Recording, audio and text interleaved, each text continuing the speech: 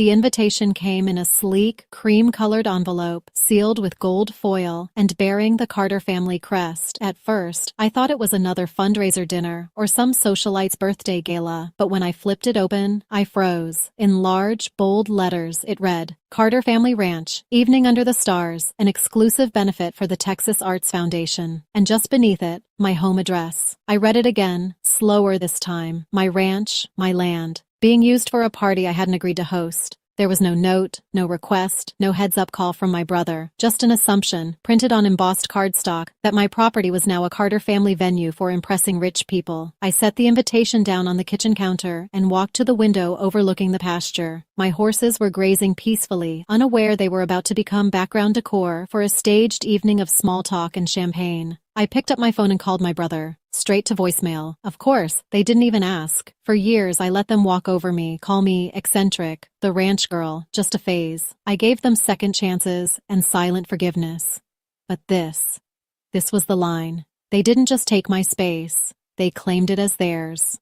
So I made a decision, standing barefoot in the dust of my own home. Let them plan their perfect party. Let them invite the donors and string up their fairy lights. But when the night comes and the guests arrive in linen and pearls, they'll find the locks changed and a herd of horses with no intention of playing nice. My name is Ella Carter. I'm 32 years old, and I run a horse training ranch about 30 miles outside of Austin, Texas. It's not glamorous. There's dust in the air, mud in my boots, and calluses on my hands. But it's mine. Every square acre of it. I bought the land with my own money, rebuilt the barns with my own hands, and trained every animal that runs across these pastures. People in my family don't understand that. They throw charity balls, speak in polished circles, and believe a woman's success is measured by how seamlessly she blends into the background of her husband's achievements. I chose a different path, and for that, I've always been Ella the Rebel. My parents live in Dallas now, in a gated community where golf carts are more common than pickup trucks. My brother Grant followed their mold so perfectly, you'd think he was carved out of my father's ambition. He's slick, charming, runs a media consulting firm that specializes in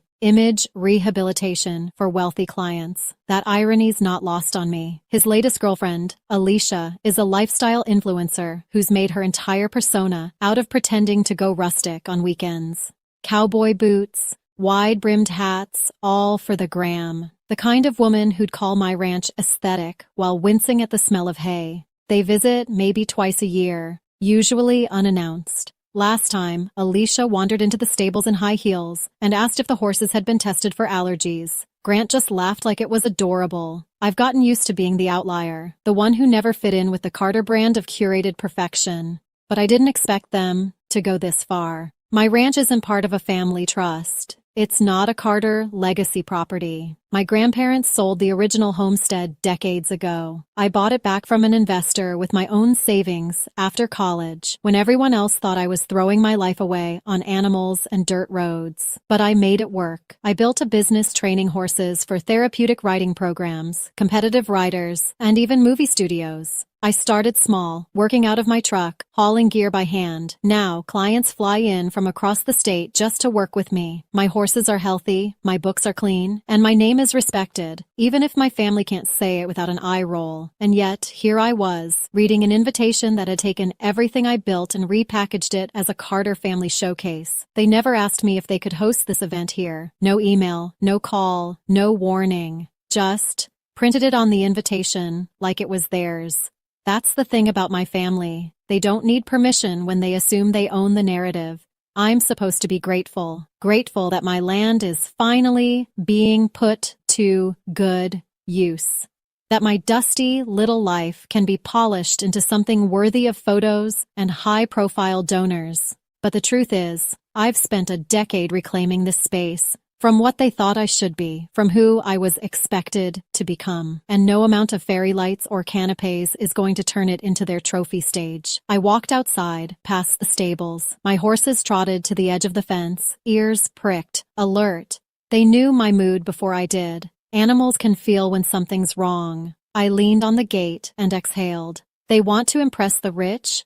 Fine. Let them try to impress them with a venue they don't control, on land they don't own, surrounded by animals they don't understand. But they're about to learn. This ranch doesn't run on their rules. The next morning, I drove into town early to pick up feed and vet supplies. When I returned, a sleek black Mercedes SUV was parked outside the barn, dust settling around its tires like it didn't belong here, which it didn't. I didn't have to ask who it was. Grant stepped out, wearing a linen blazer and sunglasses that probably cost more than my monthly hay bill. Alicia emerged from the passenger side in a flowing cream dress, a wide-brimmed hat already tilted for Instagram perfection. Behind them, a woman I didn't recognize held a clipboard and paced the gravel like she was scouting for a movie shoot. Ella. Grant smiled, like we were old friends, not siblings who barely spoke. You got the invitation? Got it, I said, slamming the truck door, along with the realization that my home is apparently a party venue now. Oh, come on, he chuckled. It's for a good cause. We're raising money for the Arts Foundation. Great, I said. Raise it somewhere else. Alicia looped her arm through his. We wanted to surprise you. Everyone's obsessed with the whole elevated ranch aesthetic. It's the perfect vibe. Natural, authentic, but still upscale.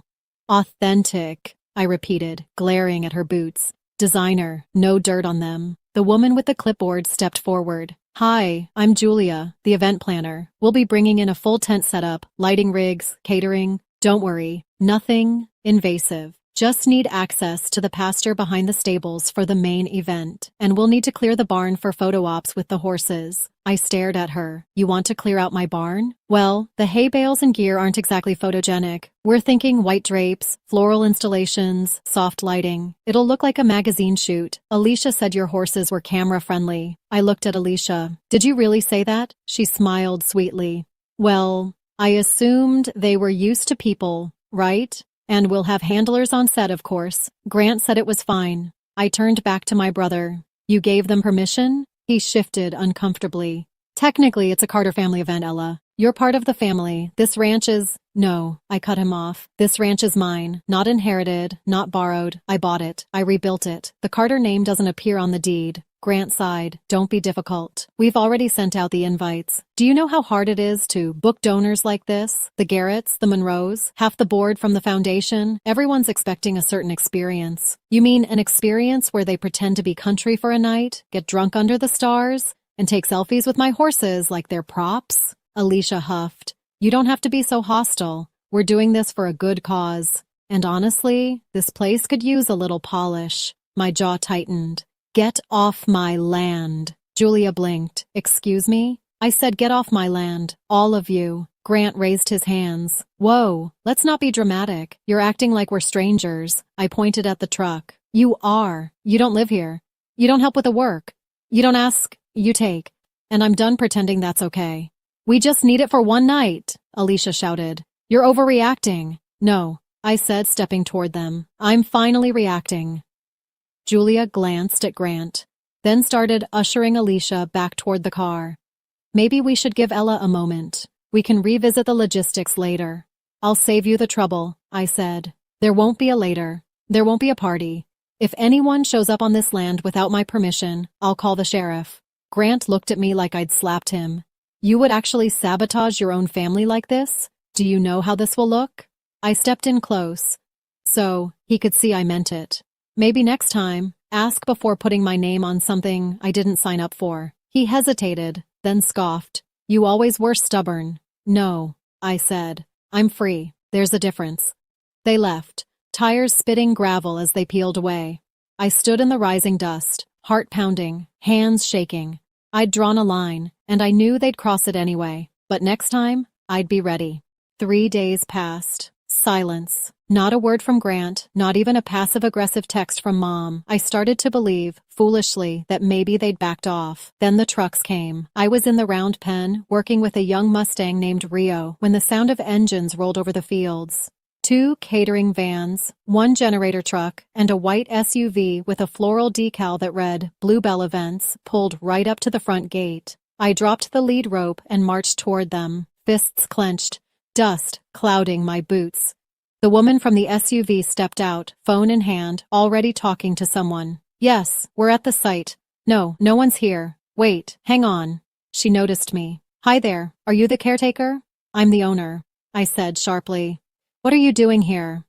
Oh, so sorry. We were told setup was today. We're just doing preliminary layout. tent placement, staging zones. You know the drill. I believe your brother coordinated. Grant Carter? My stomach dropped. There is no event happening here. She blinked, then tried a smile. I think there must be a mix-up. We've been planning this for weeks. The timeline is tight. We're expecting deliveries starting tomorrow. Not here. You're not. A second car pulled up. It was Alicia. She stepped out, wearing designer boots that had clearly never touched mud, a clipboard in one hand and a coffee in the other. Ella, she called, walking toward me like we were old friends. So glad you're here. I figured we'd run into some hiccups. Don't worry, I'll smooth it all out.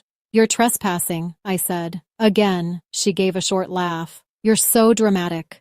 Grant and I talked to the donors. There's too much momentum now to cancel. You wouldn't want to embarrass the Carter name, would you? I didn't answer. Instead, I turned around and walked inside, straight to the mudroom where I kept the key box and pulled out the emergency lock kit I never thought I'd have to use. By nightfall, I'd changed the locks on every barn door, replaced the gate code, and posted 3 new private property, no entry signs along the front drive. The next morning, I got the text. Mom, Ella, I heard about the little tantrum. This is not the time for stubbornness. You're part of this family whether you like it or not. A few minutes later, Grant, you're really going to war over a fundraiser? This isn't just about you. Grow up. I didn't respond. Instead, I called Tracy. Tracy and I met 10 years ago at a rodeo clinic. She's got a wild laugh, a spine of steel, and runs a rescue sanctuary about 40 minutes west of me. If anyone understood what I was about to do, it was her. They're still coming? She asked when I told her the whole story. They are. And they're ignoring your very clear, very legal boundaries? I sighed. They think I'll fold. I always have.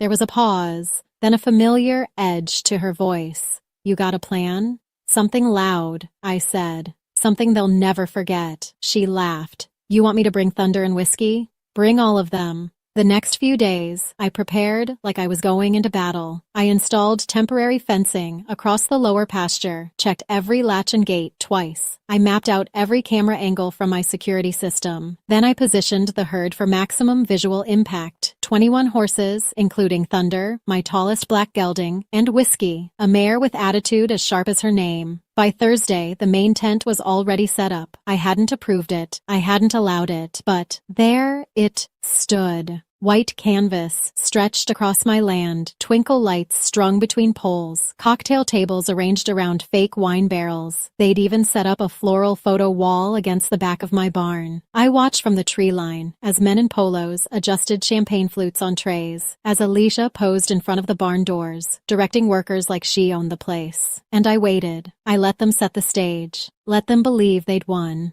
Then I returned to the house, fed the horses early, and checked every last detail of the plan. It had to be precise, timed, coordinated. They wanted a show. They were about to get one.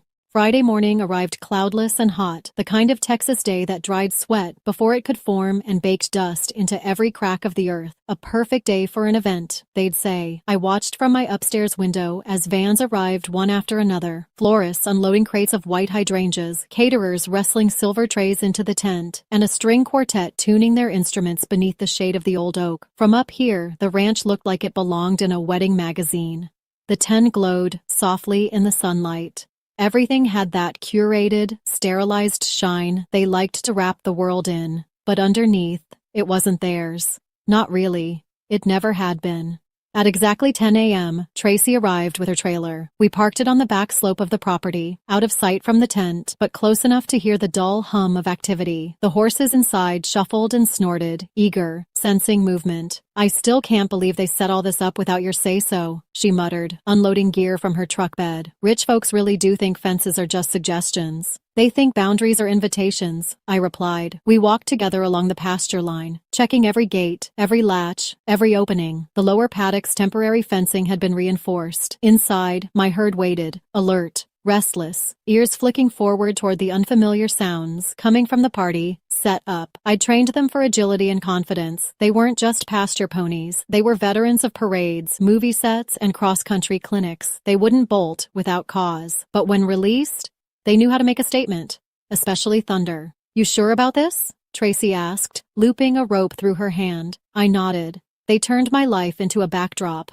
Let's return the favor. Inside the barn, I'd already removed anything fragile or valuable. The photo wall was in place now, giant roses woven into chicken wire, flanked by pale pink drapes, and a sign in curling gold script, "Carter Family Legacy, a Night to Remember." I had a better title in mind. By mid-afternoon, guests began to arrive. Luxury SUVs pulled in through the gravel loop. Men in navy suits and women in flowy dresses stepped carefully onto the manicured lawn. A valet parked cars by the fencing. Another intrusion. My front drive had become a red carpet. I recognized some of the names as they were announced by the event staff. Local politicians, oil execs, the entire board of the Texas Arts Foundation. And of course, the Garretts. Always the Garretts.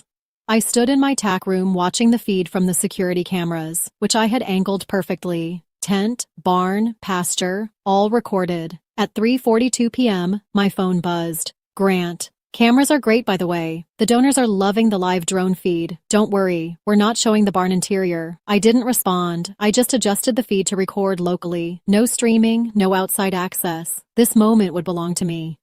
Tracy came in from the barn. "It's time." We stepped out together, walking the ridge above the pasture. Below us, waiters were moving through the crowd with trays of champagne. A jazz band was warming up inside the tent. Alicia stood near the photo wall, laughing with two socialites as a photographer captured every carefully staged angle. I took a deep breath. "This one's for every time they called me the disappointment," I whispered. I clicked the remote. The gate to the lower paddock opened with a soft mechanical groan. For a moment, there was silence. Then Thunder stepped forward. His black mane rippled in the wind. His eyes locked on the tent below, like he'd been waiting for this exact moment. Behind him, Whiskey snorted, then kicked off into a gallop. The rest followed. 21 horses thundered down the hill, manes flying, hooves churning up dust, tails whipping behind them in a glorious wave of motion. Straight into the party.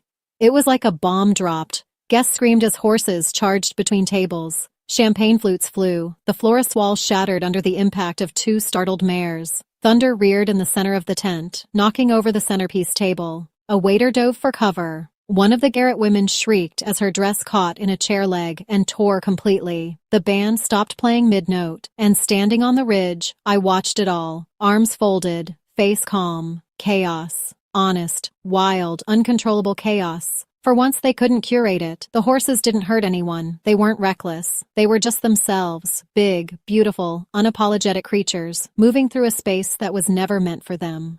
Just like me. I pulled out my phone and began filming. Alicia was screaming at someone over a headset, her white dress now streaked with mud. Grant ran after Thunder with a dish towel, like he could wrangle a 1,000-pound animal with linen. It was beautiful. Below, one of the guests tried to coax a horse away with a canapé. Another backed into the punch table. A teenager live-streamed the entire thing, her voice breathless with disbelief. "This is real, y'all! They're just running through everything!" I zoomed in on Grant. His face was pale, slack-jawed, his phone pressed to his ear, probably calling me. I ignored it. The horses made 2 full laps throughout the party before settling in near the barn. One nudged a floral arrangement off a stand. Another began chewing on a velvet rope barrier. I clicked the remote again. The gate began to close. Whiskey trotted out last, flicking her tail at a stunned guest who tried to pet her. The paddock shut with a soft click. Silence returned, but nothing was the same. Back in the house, I uploaded the video footage to my drive. Then I sent one message to Grant. "Ella, next time, ask. Or bring carrots." No reply. Didn't need one. Outside, the party was unraveling. The donors were leaving early. A garland was stuck on Thunder's saddle rack. The photo wall lay in splinters, and I felt, for the first time in a long time, completely at home. By sunset, the ranch was nearly empty. The guests fled in a trickle of designer shoes and dust-covered heels, their perfume trailing behind like smoke after a fire. Event staff scurried to gather broken centerpieces and soggy linen. A few muttered to themselves as they packed up, throwing occasional glances toward the stables, like the horses might come back and finish the job. Inside the tent, the floor was wrecked. Trampled floral arrangements, overturned cocktail tables, footprints, hoof, and human stamped into the dirt. Someone's pearl earring lay in the grass near the barn, still glinting under the pink light of the setting sun. Grant finally called at 6:12 p.m. I let it ring out. He tried again 5 minutes later. Then again. And again. By the fourth attempt, I picked up. "Ella," he said sharply. "What the hell was that?" I didn't answer, just waited. "You've completely humiliated us. Do you have any idea how many important people were there? The Garretts are threatening to pull their sponsorship. Mom is in tears.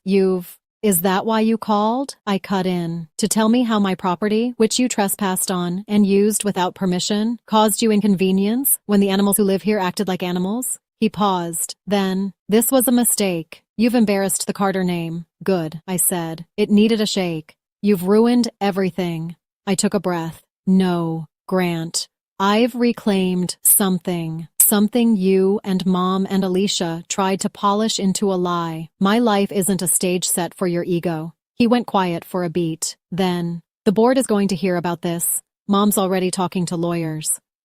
"Let her," I said, calmly. "Just make sure she reads the trespassing laws first."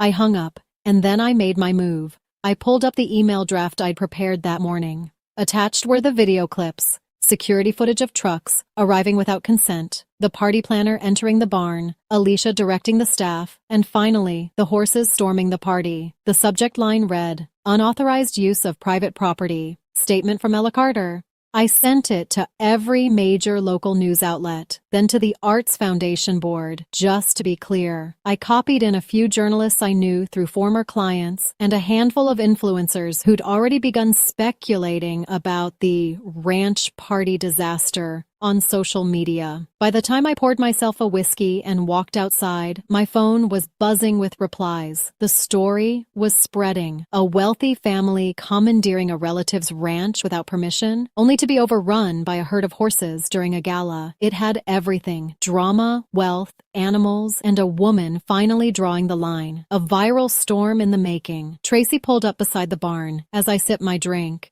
She stepped out and gave me a look that could only be described as proud disbelief. "I've seen a lot in my day," she said, "but that was legendary." I smiled. "Thanks for bringing the cavalry." "Always." She grinned. "You know the footage is blowing up already, right? Someone live-streamed the whole thing on TikTok." Of course they did. We leaned against the fence, watching the horses settle in for the night. Thunder was still strutting, head high, like he knew exactly what he'd done. The final blow came an hour later. A message from the Arts Foundation chair. "We've reviewed the footage. This was a gross misuse of personal property. We're suspending all partnerships with the Carter family effective immediately. Ms. Carter, we sincerely apologize and support your right to protect your home." I forwarded it to Grant, then blocked his number. The Carter name wasn't ruined because of me. It was exposed by me, and I didn't feel a single ounce of regret. The next morning, the ranch was quiet again. Dew clung to the fence rails. Birds circled lazily over the barn roof. Thunder stood in the round pen, his nose pressed against the fence, as if asking whether there would be another encore. "No more drama today, buddy," I said, tossing him a carrot.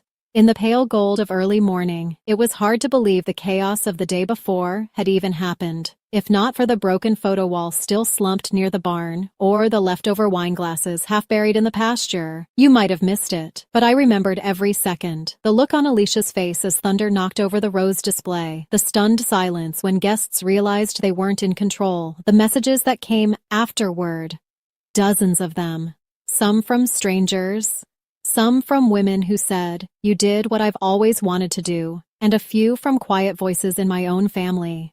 One, in particular, from my cousin Leah. "They did the same thing to me when I got my apartment. Took it over for a baby shower I didn't even want. I wish I'd had your courage." Courage. That word sat heavy with me because it hadn't felt like courage in the moment. It had felt like necessity. It had felt like exhaustion finally cracking open into something harder, sharper. And now, standing here in the aftermath, I didn't feel victorious. I felt whole. That afternoon, Mom called. I let it go to voicemail. Her message was exactly what I expected, cold concern wrapped in guilt-laced etiquette. "I hope you're happy with yourself. You've humiliated this family. Your father can't even show his face at the club. We were trying to include you, but clearly, you're more interested in attention than family." I saved the message, then deleted her number. Some bridges don't need rebuilding. Later, as the sun began to dip behind the ridge, Tracy came back with a 6-pack and a box of chocolate donuts. Thought we'd toast the end of the Carter social reign, she said, handing me a bottle. We sat on the porch swing, the air thick with fading heat and dust. You know, she said, people are going to be talking about this for years. Let them. You thinking of leaving all this behind? She asked gently. The house? The land? I looked out over the pasture. The scars of the event were already fading. The grass would grow back. The tent stakes had left only shallow impressions. But my roots here ran deep. I'm not going anywhere, I said. They tried to turn this place into a showroom. I reminded them it's a home. She nodded. So what now? I rebuild, I said, but on my terms. A few days later, a letter arrived by certified mail. It was from Grant, or, more accurately, his lawyer, requesting I issue a public apology, threatening defamation, claiming I caused them irreparable reputational harm. I sent one reply. You cost yourselves everything by thinking your name gave you the right to mine. Good luck proving otherwise. P.S. I've got footage. They didn't write back. Instead, the Carter name started quietly disappearing from social columns. Sponsors dropped out. Rumors started circulating. And me? I finally exhaled. I repainted the barn doors, took down the old family crest they'd nailed to the side during one of their photo moments. I even started filming small clips, barn diaries, for social media. Honest glimpses of ranch life, muddy boots, early mornings, Thunder's unpredictable tantrums, and the truth of what reclaiming your space actually looked like. It caught on, not viral, but real. And somewhere in the middle of it all, I remembered who I was before they tried to define me. Ella Carter, not the Carter they invited for appearances. The Carter who builds with her hands, who tames wild things, who walks her land barefoot at sunrise and never apologizes for her silence. And in that silence, I heard something I hadn't in a long time. Peace. Not the kind that comes from avoidance, the kind that comes from taking the last step away and not looking back.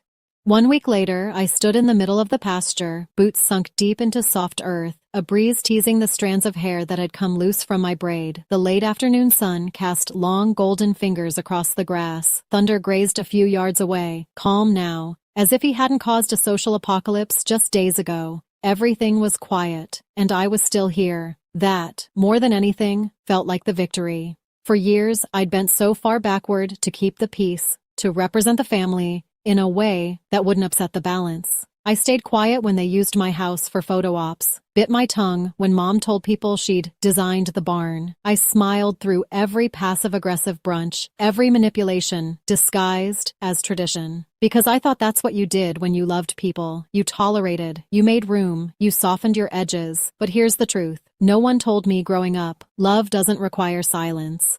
And family doesn't mean forfeiting yourself. Sometimes the most loving thing you can do is say, this far, no farther, and mean it. That party, it wasn't just about a tent or a fundraiser or champagne. It was about ownership, identity, whose story gets told, whose space gets respected. They wanted a backdrop. I gave them a boundary, and in doing so, I gave myself something more important than their approval. I gave myself peace. Later that evening, I sat at my kitchen table with a mug of coffee, laptop open, editing the final video from the footage I'd captured. No music, no flashy transitions, just honest cuts.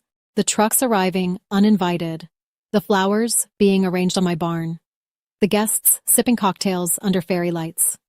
And then, 21 horses reclaiming the land they live on. At the end, a quiet voiceover. When they didn't ask, I didn't explain. I acted.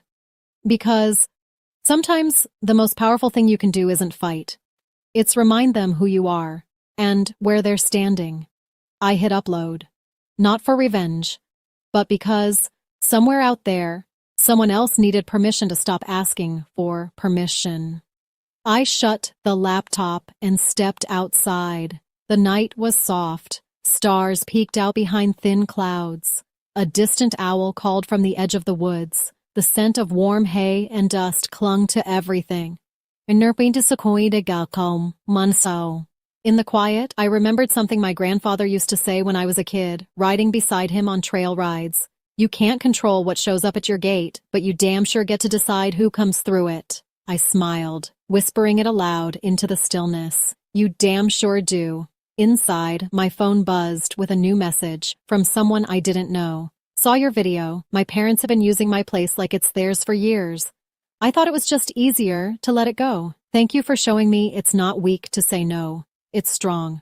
I replied simply, it's not the no that's hard. It's realizing you never owed them a yes.